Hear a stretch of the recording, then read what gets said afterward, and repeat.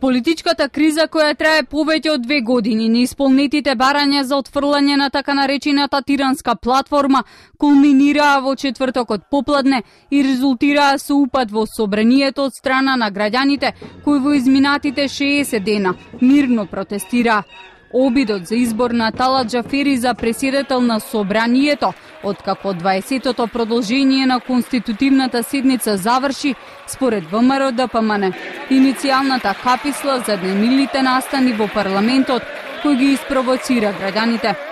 Предходно во обраќањето лидерот на СДСМ Зоран Заев обвини дека собранието намерно се блокира и истакна дека изборот на претседател ќе биде направен без разлика дали тоа ќе се случи во пленарната сала или пак во ходник.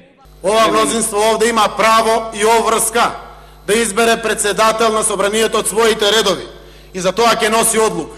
Ќе носи одлука во ова сала, ќе носи одлука во некои од другите сали во собранието, во ходникот, на скалите, во амфитеатарот на парламент, на правниот факултет, во Ману, ќе носи одлука.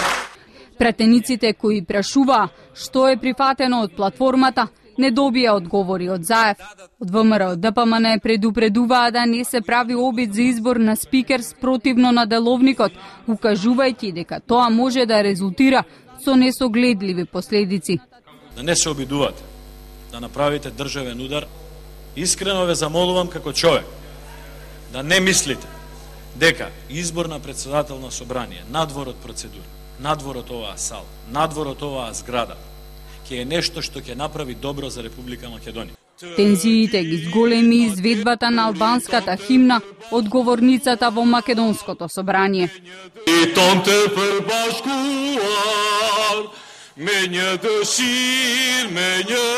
По завршувањето на седницата, меѓу пратеничките клупи, спротивно на досегашната пракса, пратениците на СДСМ и Алијанса за албанците го прогласија Џафери за собраниски спикер.